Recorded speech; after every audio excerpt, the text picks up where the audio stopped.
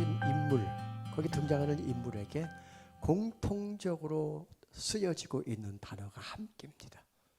그래서 오늘은 뭐 특별하게 어떤 사람에게가 적용이 아니라 여기 오신 모든 분들에게 동일하게 적용되는 함께. 그 함께를 예수님께서 승천하실 때에도 남겨주셨던 말이 내가 세상 끝날까지 항상 너희와 함께라는 용어를 쓰고 있습니다. 이 함께가 얼마나 중요한지는 제가 하나의 주제로서 쭉 집회를 하면 좋겠지만 오늘은 순서들이 뒤에 계속 있으니까 제가 주로 찬양을 하면서 조그만 시간을 이어가도록 하겠습니다. 가끔씩 여기 와 있는 분들에게 과거에 여러분들은 좀 어떤 어려운 일을 당했을까라고 물어보고 싶어요. 그리고 그 어렵고 힘들 때에 하나님이 당신에게 하신 일이 무엇인가 한번 그때를 기억해 보셨으면 좋겠습니다. 그런 말을 하고 싶어요. 분명히 그 시간이 지나고 여기 와서 우린 하나의 단어를 떠올립니다. 하나님이 하셨습니다. 거기다가 하나 더 추가를 하면 하나님이 일을 하셨습니다. 오늘 제가 첫 곡으로 부를 곡이 하나님의 손은 쉼이 없네라는 곡입니다. 여러분들은 처음 듣는 곡일 거예요. 제가 지금까지 음반을 19개를 만들었는데 그 작곡집 안에 최근에 발표한 음반에 들어있는 곡입니다. 하나님의 손은 쉼이 없다. 어떤 내용인지 이 찬양을 한번 들어보십시오.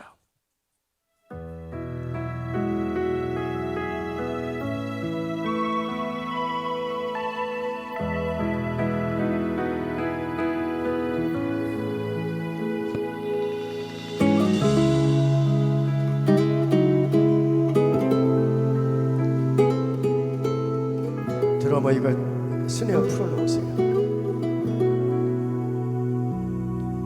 길고 어두운 터널을 지날 때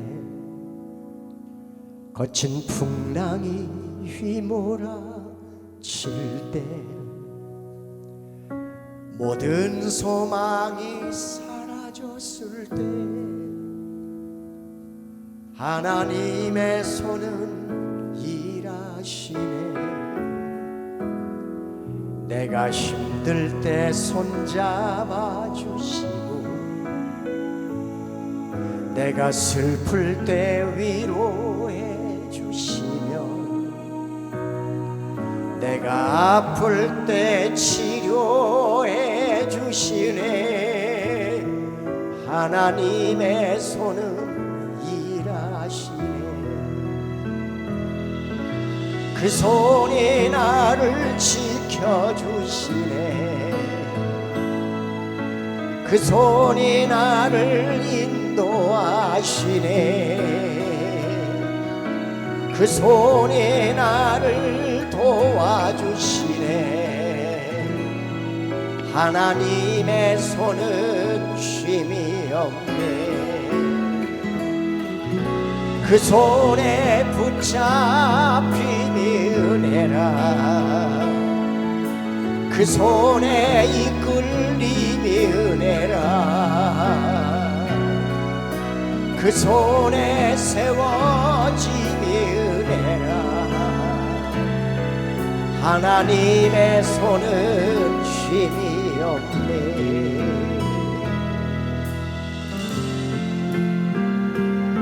하나님의 손이 쉼없이 오늘 또 일하십니다. 여러분 환부를 만져주실 거예요. 기도하는 것에 응답해 주실 겁니다. 내가 힘들 때 손잡아 주시고 내가 슬플 때 위로해 주시며 내가 아플 때 치료해 주시네. 하나님의 손은 일하시네. 그 손이 나를 만져주시네. 그 손이 나를 안아주시네. 그 손이 나를 보호하시네. 하나님의 손은 쉼이 없네. 그 손에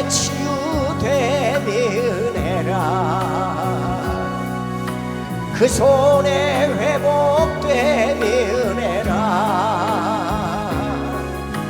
그 손에 살아남이 은혜라 아멘 하나님의 손은 쉼이 없네 그 손에 치유되어 오늘까지 그나마도 건강을 유지하는 것이 하나님의 은혜입니다 우리를 영도 살려주시고 육도 오늘까지 살려주신 것도 하나님의 은혜입니다 이제 끝부분 화면이 안 뜨지만 그 손에 붙잡히고 이끌리고 세워지게 하나님의 은혜 마지막 부분입니다 그 손에 붙잡히니 은혜라 그 손에 이끌리니 은혜라 그 손에 세워지니 은혜라 하나님의 손은 쉼이 없네 하나님의 손은 쉼이 없네 하나님의 손은 쉼이 없네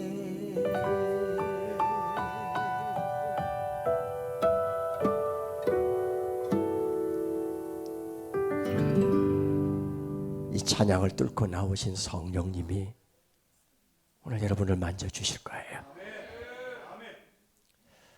2016년 9월 4일 여러분들에게는 기억을 할 수 없는 날 기억할 일도 없는 날이겠지만 저는 그날을 기억할 수 없는 날입니다 2016년 9월 4일 저는 아들만 둘인데 큰아들이 지금 44살인데 벌써 결혼해서 손자를 두었어요 둘째 아들이 결혼해서 손녀를 두었어요 손녀를 낳지 않으면 인생을 말하지 마라 엄청 예쁩니다 근데 그 아이가 태어난 날이 9월 4일입니다 그리고 저는 그 전날 9월 3일 날 사역이 있어서 그 아이가 일산에 산부인과에서 태어나는 것을 가서 못 봤습니다 그리고 그 다음날 그 아이를 보러 산부인과로 그 아이가 있는 곳으로 갔습니다 그런데 신생아실에 있어야 할 아이가 없어요 어디 갔냐고 물었더니 어젯밤부터 문제가 생겨서 아이가 일산에 있는 큰 병원으로 옮겨갔다는 겁니다 그 아이를 보러 갔으니 그 아이가 그러면 큰 병원에 가 있으니 그 병원으로 차를 몰고 옮겨갔습니다 그런데 그 병원에서도 아이를 볼 수가 없고 아이의 병원에 있는데 그 아이를 지금 진료 중인데 그리고 2-3시간 후에 결론은 이 아이는 우리 병원에서 치료할 수가 없어서 더 큰 병원 대학병원으로 가보셔야 되겠습니다 우리가 지금 대학병원에 중환자실에 이 아이가 들어갈 수 있는 방이 있는지 찾아보고 있는데 없습니다 그런데 겨우 하나 찾았는데 저 강남에 있는 세브란스 병원 거기 한 곳이 비어있으니 그곳으로 이 아이를 옮기겠습니다 그래서 우리는 강남 세브란스 병원으로 옮겨갔습니다 아이가 앰뷸런스를 타고 거기까지 이동해 갔습니다 무슨 병인지 왜 이런 일이 생겼는지 이유를 모릅니다 그리고 3일 4일 그 아이의 모든 검사를 한 이후에 결론은 아이를 개복을 해야 됩니다 폐를 열어야 된다는 거야 태어난 지 4일밖에 안 되는 아이를 그리고 그 아이가 가지고 있는 병은 거대 결장 한 번도 들어본 적이 없는 병명 그런데 너무나 이런 환자가 지금 많이 태어나고 있는데 우리 시대에는 우리가 이해를 못한 질병이에요 그리고 의사는 이렇게 얘기를 해줍니다 수술을 한다고 해도 6개월 후가 될지 1년 후가 될지 이 아이가 이후에 어떻게 될지는 아무것도 장담할 수가 없습니다 그럼 그게 무슨 병이냐 사람은 음식을 먹으면 위에서 소화가 돼서 소장으로 내려갑니다. 작은 창자입니다. 그 소장의 길이가 성인이 되면 5m에서 6m 길이입니다. 소장의 길이가 우리 배 안에서 꼬불꼬불꼬불하게 틀어져 있습니다. 그 소장의 길이에, 이 아이에 해당되는 소장의 길이에 3분의 1, 위에서 연결되어 있는 3분의 2 부분까지는 신경절 세포, 다시 말하면 소화가 돼서 소장으로 내려오면 세포들이 연동작용해서 움직여서 음식물을 싹 빨아들이고, 그렇게 해서 배변 위쪽 큰 창자로 옮겨가면 거기서 수분을 싹 빨아들이고 변으로 나가는 겁니다. 그 소장의 운동을 하면서 양분을 빨아들이는 신경절 세포가 위에서부터 3분의 1 부분까지는 완벽하게 잘 갖춰져 있는데, 3분의 1을 지난 그 뒷부분은 드문드문 세포가 있는 거예요. 쉽게 말하면 이 아이가 장애를 갖고 태어난 거야. 세포가 다 갖춰지지가 않은 거예요. 그럼 이 아이는 어떻게 되느냐? 방법이 없습니다. 의사는 3분의 1 부분, 그 세포가 있는 부분을 가위로 싹둑 잘라서 그 나머지 뒷부분은 그냥 배에 놔두고, 배에다 구멍을 뚫어서 창자를 밖으로 끄집어내서 여기다가 캡을 씌워서 인공 항문을 만들어 그렇게 6개월이든 1년이든 때로는 2년이든 이렇게 살아야 되는 거예요. 이 아이가 이후에 어떤 변화가 올지는 아무도 예측할 수가 없고, 지금 이 배 안에다 남겨놓은 이 세포가, 신경절 세포가 그대로 더 만들어질지, 그게 6개월이 걸릴지 아니면 이대로 그냥 멈춰버릴지 아무도 예측할 수 없는 병, 이게 거대결장이라는 겁니다. 우리는 중보기도팀, 여기도 있지만은 여기저기 구석구석에 중보기도팀이 있고, 제가 알고 있는 많은 사람들에게 기도를 부탁을 했습니다. 의사는 말을 했습니다. 이 아이는 어떤 의학으로는 해결할 방법이 없습니다. 그렇기 때문에 이 아이를 그저 지켜보는 수밖에 없습니다. 사람이 힘들고 어려우면 기도의 자리로 나가든지 찬양을 붙들고 있든지 말씀을 붙잡고 살아가든지 뭔가 한 가지를 하게 됩니다. 우리는 많은 사람에게 중보기도를 부탁하면서 이 찬양 안으로 들어갔습니다. 이 찬양에는 3구절의 성경 말씀이 나옵니다. 눈을 들어 하늘을 쳐다보세요.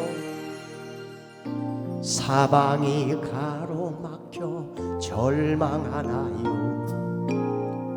눈을 들어 하늘을 쳐다보세요. 당신을 사랑하는 하나님께서 해결해 주실 거예요. 지금 당신이 먼저 해야 할 일은 하나님이 하신 일을 인정하면서 모든 것이 합력하여 선을 이룰 줄 믿고 따라가는 일이죠. 아무것도 염려하지 말고 오직 모든 일에 기도와 간구로 너희 구할 것을 감사함으로 하나님께 아뢰라. 당신이 말씀을 믿는다면 모든 것 하나님께 맡기세요. 눈을 들어 하늘을 쳐다보세요. 그리고 기도하세요. 기도밖에 없어요. 염려한다고 어떤 대책이 있는 게 아니에요. 모든 문제의 해답은 하나님이 가지고 계시거든요. 사방이 가로막히면 세상에는 해답이 없지만 고개를 들어 하늘을 보면 하나님에게 해답이 있어요. 2절 같이 불러볼까요?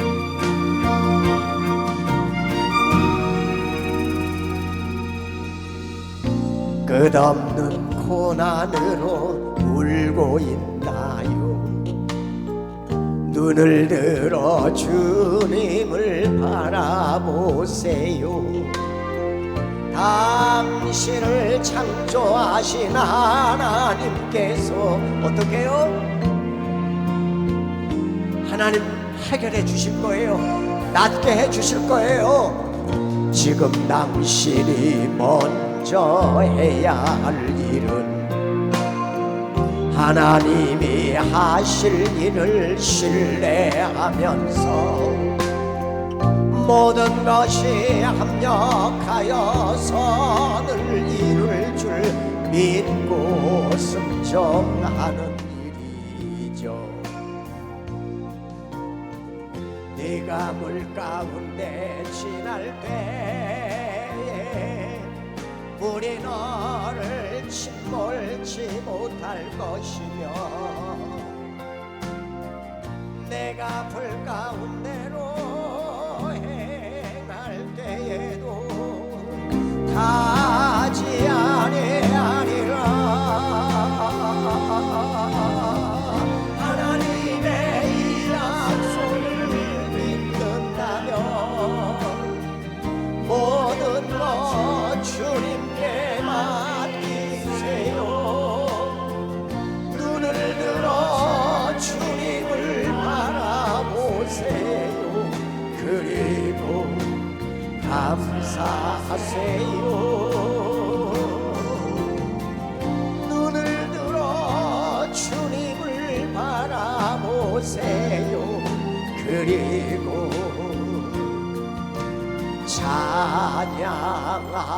찬양하세요.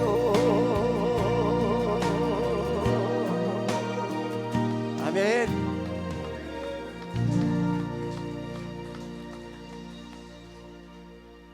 사방이 가로막혀도 이사야 43장 2절에 있는 대로 네가 물 가운데로 지날 때 내가 그 다음 단어가 뭐예요?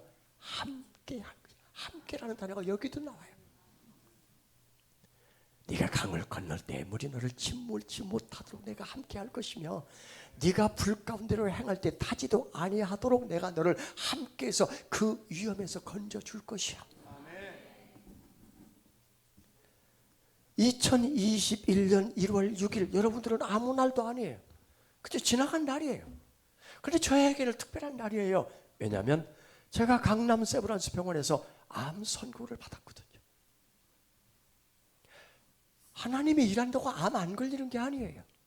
어리다고 안 아픈 게 아니고 장년이라고 성년이라고 안 아픈 게 아니고 그렇다고 목사라고 병에서 예외일 수도 없는 거고 모든 삶 속에 고난과 시련과 역경은 누구나 다 있어요. 그래서 적용되는 문장이 고난은 면제된 사람이 없는 거예요.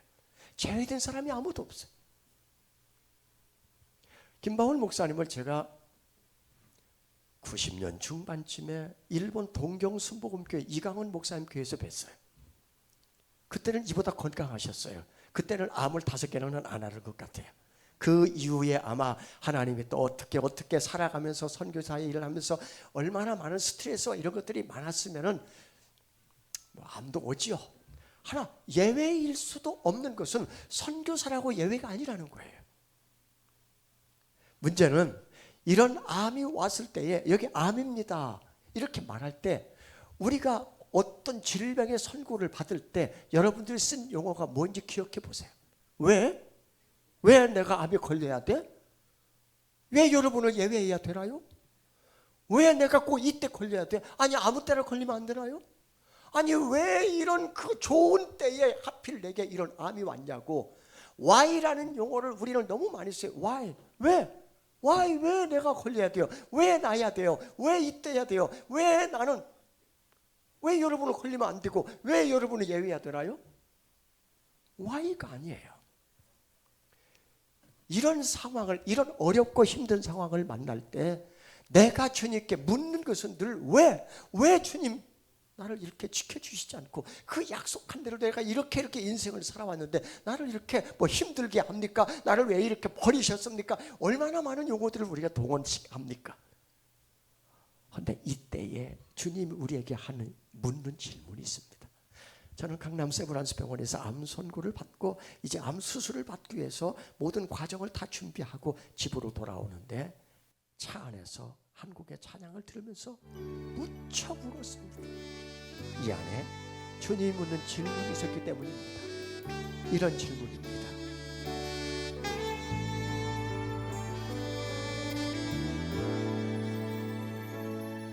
내가 너를 얼마나 사랑하는지 너는 아느냐?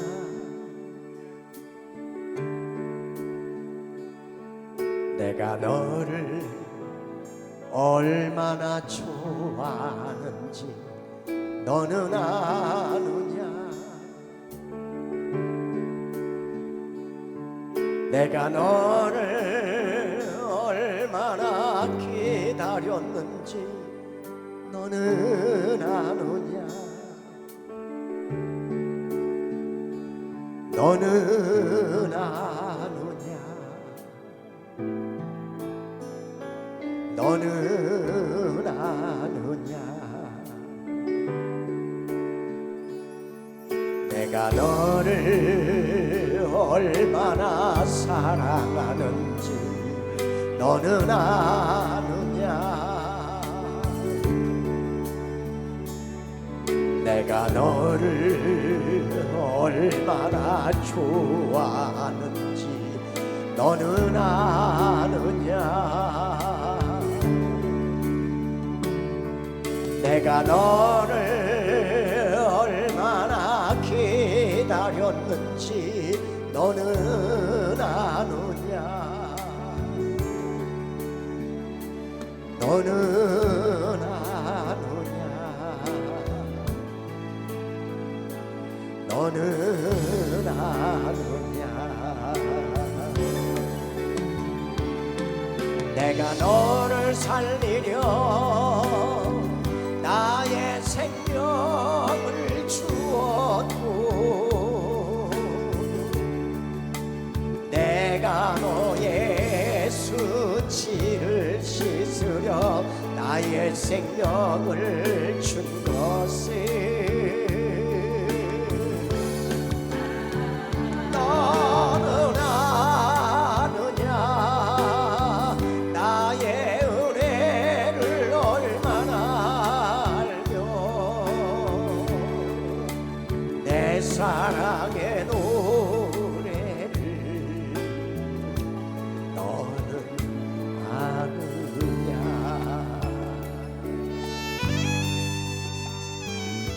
이제 한번 같이 불러보겠습니다. 우리 주님이 내 가슴에 묻는 질문입니다. 내가 너를 얼마나 사랑하는 줄 아니? 내가 너를 얼마나 사랑하는지 너는 아느냐? 내가 너를 얼마나 좋아하는지 너는 아느냐? 내가 너를 얼마나 기다렸는지 너는 아느냐? 너는 아느냐? 너는 아느냐? 내가 너를 살리려 나의 생명을 주었고 내가 너의 수치를 씻으려 나의 생명을 준 것을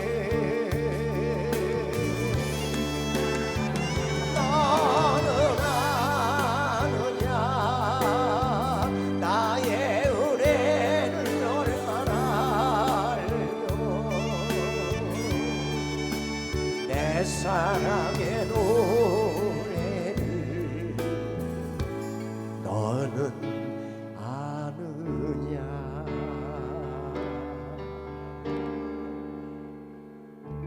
아멘. 이 이 찬양을 부르면서 우리가 한 가지를 깨닫습니다.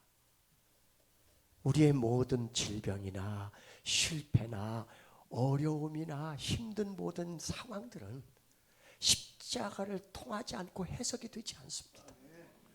십자가를 통한 해석으로만 이 문제에 대한 답을 찾을 수 있는 거예요. 나보다 더 앞서 고난을 다 경험하신 그 주님, 내가 당한 고통에 비교도 안 될 만큼의 모욕과 수치와 고통을 당하며 수많은 매를 맞고 십자가에서 우리가 경험해보지 않은 죽음도 그분을 맛보신 그 십자가를 통해서 내 고난이 해석된다면, 아, 이건 별로 어려운 문제로 아니구나. 내 아픔을 주님이 아시고 내 고통을 주님이 아시고 이미 죽어서 부활하신 그분께서 우리를 얼마든지 살려낼 수 있는 분이라는 사실을 우리는 이 찬양 한 곡으로 기억해낼 수 있는 거예요. 그럼 이 아이는 어찌 됐느냐? 한 달 반 동안 중환자실에 있습니다. 아무도 면회를 못합니다. 저는 그 아이를 본 적이 없습니다. 엄마하고 아빠, 그 아이의 엄마 아빠만 하루에 한 20분 내지 30분 면회할 수 있는데 모자를 쓰고 가운을 입고 손에 장갑을 끼고 마스크를 하고 다 완벽하게 갖추고 들어가서 아이도 안아보지 못한 채 그저 이렇게 보고 나옵니다. 그 아이는 간호사가 키웁니다. 한 달 반 동안 그 아이는 그렇게 그 중환자실에서 있는데 한 달 반 동안에 나온 병원비가 1억이 넘습니다. 그리고 의사는 가족을 불러서 이렇게 말합니다. 한 달 반 동안 여기서 키웠지만 더 이상은 병원에 있을 수가 없습니다. 그러니 오늘부로 일반실로 내려가서 엄마 아빠가 가족이 이 아이를 앞으로 어떻게 돌볼 것인지를 이 아이를 지금까지 돌본 간호사의 교육을 받고 한 주간 동안 훈련을 해서 가정으로 돌아가셔서 가정에서 키우셔야 됩니다. 도대체 어떤 상태인데 이 아이를 가정에서 키워야 되는지 이제 처음 본 거야. 배는 여기다 구멍을 뚫어서 캡을 씌웠는데 아이가 불편하다고 조금 울면은 창자가 막 복부가 팽창해지니까 창자가 밖으로 막 삐져 나옵니다. 그러면 이게 캡이 딱 요만하게 오려서 끼웠는데 그리고 수시로 교체를 해야 되는데 이게 막 애가 울면은 캡을 다시 그 오리는 그 시간에 분변이 이리 튀고 저리 튀고 저리 튀고 난리도 아닙니다. 한 달 반밖에 안 자란 아이가 말을 알아듣기를 합니까? 그 아이에게 무슨 설명을 할 수가 있습니까? 한 주간 동안 우리 아들, 며느리 그리고 가족들이 그 아이를 돌보면서 동일하게 내린 결론은 어떻게 이 아이를 돌보냐? 어떻게 이 아이를 키우냐? 우리가 어떻게 이 아이를 키울 수 있어? 그렇다고 병원에 놓고 키울 수도 없는 거고. 의사는 한 주가 지난 뒤 월요일 날 가족을 불러서 엄마 아빠에게 이렇게 말합니다. 이 집으로 데려가십시오. 그리고 한 주 후에 돌아오십시오. 한 주 후에 병원으로 오십시오. 이 한 주 동안에 엄청난 일이 가정에서 일어날 겁니다. 일단 아이가 엄청 보채고 울 겁니다. 그래도 병원에 오시면 안 됩니다. 이 병은 원래 이런 병입니다. 이 아이가 힘들다고 보채면 어떻게든 안아주십시오. 어떻게든 돌보십시오. 하여간 잠을 못 자는 일도 생길 수 있습니다. 이 병이 원래 이런 병입니다. 그래도 참으셔야 합니다. 그래도 견디셔야 합니다. 의사가 내린 거예요. 월요일날 돌아왔습니다. 그 밤을 어떻게 보냈는지 모르게 하룻밤이 갔습니다. 그 다음 날부터 애가 울기 시작합니다. 환경이 바뀌었습니다. 아이도 눈을 뜨고 보잖아요. 환경이 바뀌었어요. 사람이 바뀌었어요. 뭔가 이상해. 지금 분위기도 바뀌었어요. 늘 뭔가 소음이 나는, 백색 소음이 나는 곳에 살 때도 늘 간호사가 움직이는 곳이잖아요. 조용한 방이 아니잖아요. 중환자실이라는 곳이. 그런 곳에서 있던 아이가 집으로 돌아와서 병실에 있었지만 집으로 돌아오니 이제부터는 이 아이가 울기 시작하는데 그렇게 우는 시간이 20시간을 이어서 웁니다. 꼬박 밤을 새워 새벽 3시까지 계속 웁니다. 비록 가벼운 아이지만 이 아이를 안고 이렇게 얼르고 아이가 울지 않도록 하기 위해서 이렇게 어르는 이 일이 쉬운 일은 절대 아닙니다. 아이가 이렇게 문자를 보냈습니다. 아들이 보낸 문자입니다. 아빠, 이 아이가 미쳤나 봐.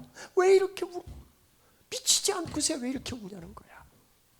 이 아이를 어떻게 키워 아빠. 여러분, 20시간을 계속 울자. 방법이 없어서 이 아이를 중환자실로 해서 다시 어떻게 가볼 수 있을까 해가지고 강남 세브란스 병원까지는 못 가고 너무 멀으니까 일산에 살았거든요. 그래서 가까운 신촌 세브란스 병원으로 새벽 3시에 아이를 앰뷸런스 타고 병원에 갔습니다. 가니까 간호사가 깜짝 놀랍니다. 어떻게 애가 이 지경이 됐냐. 이제 의사가 8시간 넘어서 의사가 왔고 아이는 일단 진정제를 놓아서 지금 아이는 점점 잠잠해졌는데 의사가 이제 와서 아이를 보더니 검사를 쭉 해봐야 되겠습니다. 그리고 이틀 3일이 지난 후에 내린 결론은 다시 배를 열어야 되겠습니다. 또 열어야 돼. 이 아이에 문제가 생긴 거야. 여러분, 우린 할 수 있는 방법이 없더라고요. 기도하는 거예요. 이거 어떻게 될지 어떤 상황이 될지 아무도 몰라. 그리고 이 병이 얼마나 어려운 병이냐면 이런 병 환자들 이런 자녀를 둔 사람들만 모인 카페가 있어요. 그 카페에 들어가면 많은 자기 경험담들이 쓰여 있는데 이런 문구가 나와요. 너무 힘드니까 차라리 이 아이를 안고 옥상에서 뛰어내려 죽고 싶다. 차라리 같이 죽는 게 낫겠다. 이만큼 키우기 힘든 병이라는 거야. 근데 이 아이를 지금 다시 수술해서 어쩌자는 거예요. 수술을 마치고 의사가 나와서 이 아이가 왜 울었는지 답을 찾았습니다. 그러시는 거예요. 이게 뭡니까? 그러자 열어보니까 어차피 수술은 해야 돼요. 여기 구멍도 좀 더 메꿔야 되고 하여튼 뭐 좀 여러 가지 좀 부분 수술을 해야 되는데 일단 열어보니까 3분의 1까지 세포가 있고 3분의 1은 세포가 드문드문 있어서 여기로 음식을 먹으면 이 음식물이 여기로 빠져나가질 않아. 그리고 다 이게 역류해서 토하고 문제는 토하는 데부터 시작이 된 거예요. 그러니 다시 열어서 보니까 지금 여기 남겨놓고 여기 머물고 있는 이 부분을 다 정리를 해서 보니까 드문드문 나 있는 신경절 세포가 완벽하게 갖춰져 있는 거야. 이 아이를 하나님께서는 이대로 놔두면 언제 배를 다시 열어보거나 검사를 하게 되냐면 6개월이 지난 뒤에 검사를 해보고 그게 안 되면 1년 뒤에 이게 시간이 길게 가서 그 세포가 어느 정도 갖춰져 있는지를 보는 거예요. 그런데 한 달 반 만에 하나님이 다 갖춰 놨는데 왜 네가 6개월 1년 이 고생을 하고 갈 거냐. 빨리 열어서 이 작은 창자 이 소장을 연결해서 편하게 키워라. 내가 다 고쳐놨다는 사인을 20시간을 울게 한 거예요. 답이 안 나오잖아. 20시간 동안 아이가 울다가 깜빡 졸도하듯이 아이가 울음을 멈추면 그 시간이 깜빡 자는 시간이 안고 있는 아이를 내려놓으려고 이렇게 하자마자 와 울고 또 울기 시작하고 이렇게 붙여놓은 이 아이 이렇게 왜 하나님이 울리셨을까? 빨리 병원에 가라. 어떤 상황에도 병원에 오지 말라고 의사는 얘기를 했는데 20시간을 이어서 보니까 안 갈 수가 없는 거야. 그래서 갔던 것이 의사는 열어보니 다 갖춰져 있어서 다시 연결했어요. 여기 구멍을 메꾸고 이제 연결했는데 그 다음에 매뉴얼이 뭐냐? 지금까지 한 달 반 동안 우유를 먹고 이쪽으로 배변을 했습니다. 그래서 여기는 창자가 넓어져 있고 여기 3분의 2 부분은 신경절 세포가 없어서 전혀 갖춰져 있지 않았기 때문에 여기는 쓰지 않아서 관이 좁습니다. 따라서 음식물을 먹게 되면은 여기서 먹은 것이 내려가면서 관이 좁으니까 토할 수도 있고 하니 절대로 음식물을 많이 주면 안 됩니다. 달라고 요구해도 주지 마십시오. 두 번째, 이 아이가 음식물을 먹으면 여기 부분은 사용을 했지만 밑에는 사용을 안 했기 때문에 설사를 많이 합니다. 일반적인 모든 환자가 그렇습니다. 그러니 하루에 기저귀를 20개에서 30개 정도를 쓰게 되니까 항문이 헐지 않도록 기저귀를 충분하게 준비해 놓고 매일 뒷청소를 잘 해주십시오. 뒤에 깨끗하게 잘 닦아주십시오. 계속 기저귀를 교체해 주십시오. 이게 매뉴얼이야. 그리고 집으로 돌아온 이 아이는 의사의 말과 하나도 다르지 않게 그대로 진행되느냐? 아닙니다. 의사의 말은 다 틀렸습니다. 이 아이는 한 번도 설사한 적이 없이 황금변을 누웠고 먹을 걸 다 주어도 토하지 않았고 더더욱 기저귀를 20개에서 30개를 사용할 거라고 그랬는데 한 달 반 자란 아이가 쓰는 평균치만큼밖에 기저귀를 쓰지 않는, 아이가 한 달 반 동안에 아이가 자라는 그 상태로 동일한 상태로 되돌려 놓은 거예요. 완벽하게 고쳐서 그 이후에 어떤 후유증도 없이 지금 초등학교 1학년 다녔는데 다른 아이보다 한 뼘의 키가 더 크고 그 인물의 아름다움은 미스 월드입니다. 하나님 한 번도 우리 실망시킨 적 없어요. 하나님은 일하시고 하나님은 고치셔요. 울리셔라도 아프게 해서라도 고치십니다. 그게 하나님이세요. 하나님 한 번도 나를 실망시킨 적 없으시고 언제나 공평과 은혜로 나를 지키셨네. 오신실하신 주,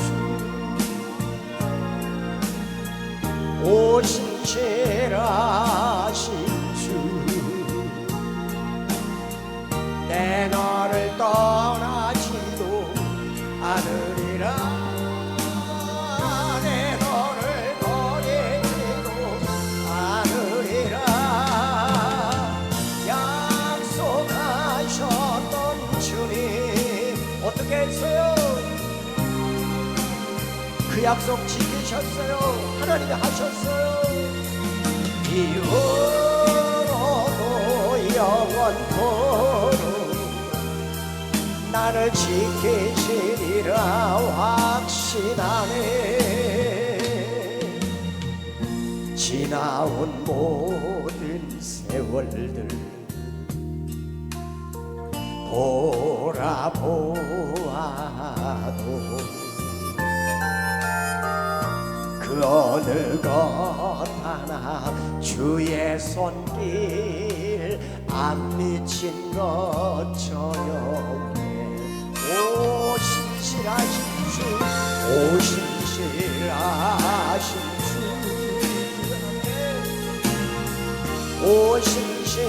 오신실하신 주, 내 너를 떠나지도 않으리라. 내 너를 버리지도 않으리라. 약속하셨던 주님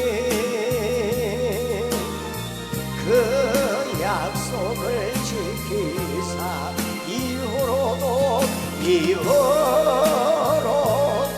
영원토록 나를 지키시리라 확신하. 오신실하신 주, 오신실하신 주, 오신실하신 주, 내 너를 떠나지도 않으리라. 내 너를 버리지도 않으리라. 약속하셨던 주님 그 약속 지키셨어요. 그 약속을 지키사 이후로도 영원토 나를 지키시리라. 나를 지키시리라 확신하네. 그렇게 믿습니까? 왜 나만 겪는 고난이냐고 불평하세요. 하나님께서 우리 삶 속에서 믿음 하나로 승부를 내라고 말하잖아요. 남들은 지쳐 주저앉아서 너를 믿음의 눈으로 일어나거라. 그리고 믿음의 눈을 열어서 출구를 바라야 말이야. 출구.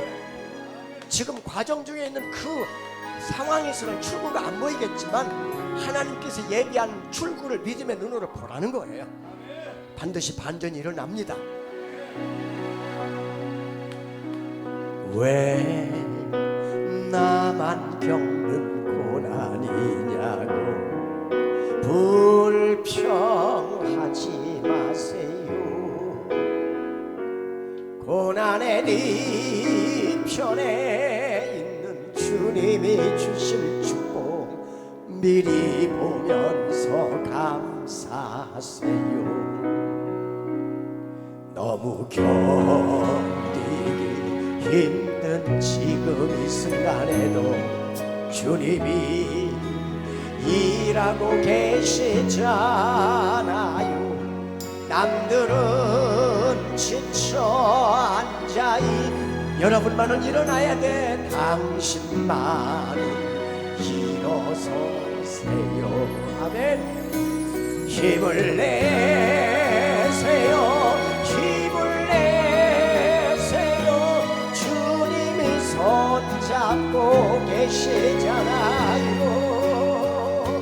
주님이 나와 함께함을 믿는다면 어떤 역경도 이길 수 있잖아요. 여러분이 주저앉으면 안 돼요. 하나님이 여러분을 통해서 일하시니까 누구 의지하지 말고 여러분이 하나님을 보시면 돼요. 누구 기도를 열심히 하는 그 사람 볼 게 아니고 여러분이 하나님을 보시면 돼요. 그분을 의지하시면 됩니다. 왜 이런 슬픔 찾아왔는지 원망하지 마세요. 당신이는 것보다 주님께 받은 은혜 더 많음에 감사하세요. 너무 견디기 힘든 지금 이 순간에도 주님이 일하고 계시잖아요. 남들은 지쳐 앉아 있을지라도 당신만은 일어서 힘을 내세요. 힘을 내세요. 힘을 내세요. 주님이 손잡고 계시잖아요. 주님이 나와 함께함을 믿는다면 어떤 고난도 견딜 두 손 들고 힘을 내세요. 힘을 내세요. 힘을 내세요. 힘을 내세요. 주님이 손잡고 계시잖아요. 주님이 나와 함께함을 믿는다면 어떤 고난도 견딜 수 있잖아요. 어떤 슬픔도 견딜 수 있잖아요. 힘내라고 박수 주세요.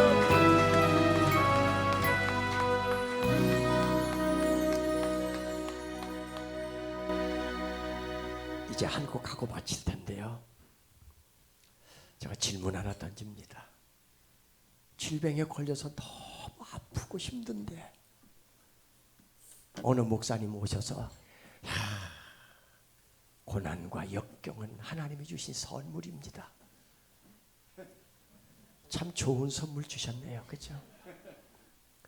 내 인생은 벼랑 끝에 서서 너무 고통스럽고 살고 싶을 마음이 없을 만큼 힘들고 아픈데 어느 목사님 오셔서 하는 말, 고난이 유익입니다. 이해가 안 되지. 네가 아파봤어? 네가 힘들어봤어? 그래요. 제가 이제 마지막 부를 곡이 하나님을 만나면 끝난 것이다. 하나님 만나면 이미 다 모든 상황이 끝난 거예요. 하나님을 믿으면 모든 상황이 다 끝난 거예요. 질병을 갖고 있을 때 우리는 세상 사람들의 말을 듣게 돼요.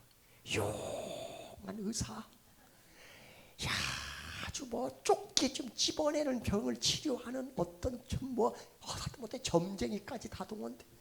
무슨 약, 온갖 세상의 잡다한 지식들을 가진 사람들이 다 동원돼서 여러분에게 말을 들려줄 거예요. 그리고 어떤 사람은 말합니다. 나는 전이가 됐어. 나는 길게 살아봤자 의사가 3개월밖에 못 산대. 의사도 손을 놓았어. 가족들도 포기했어.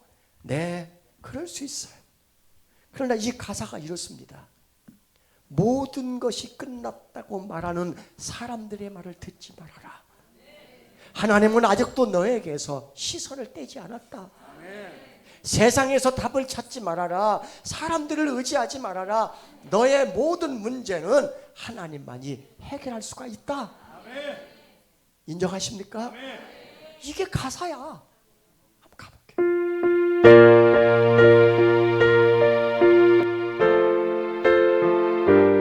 좀 올려주세요.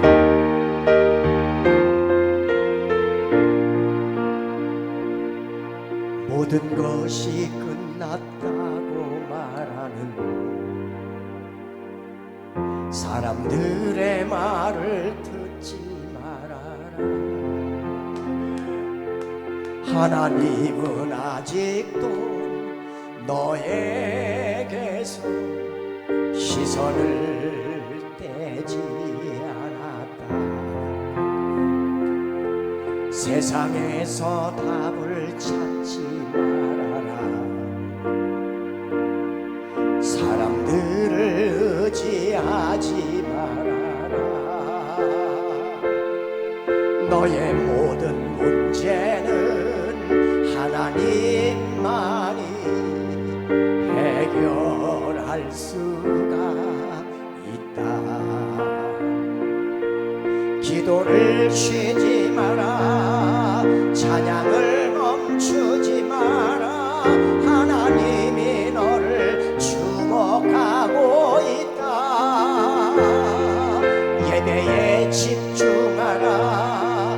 말씀을 붙잡아라. 하나님을 만나면 끝난 것이다. 모든 것이 끝났다고 말하는, 여러분들 같이 한번 불러봐요. 사람들의 말을 듣지 말아라. 하나님은 아직도 너에게서 시선을 떼지 않았다. 세상에서 답을 찾지 말아라. 사람들을 의지하지 말아라. 너의 모든 문제는 하나님만이 해결할 수가 있다. 아멘. 가는 길 멈추지 마라. 뒤를 돌아보지 마라. 하나님이 너를 주목하고 있다. 의심을 하지 마라. 절대 포기하지 마라. 하나님을 믿으면 끝난 것이다. 기도를 쉬지 마라. 기도를 쉬지 마라. 찬양을 멈추지 마라. 하나님이 너를 주목하고 있다. 예배에 집중하라. 말씀을 붙잡아라.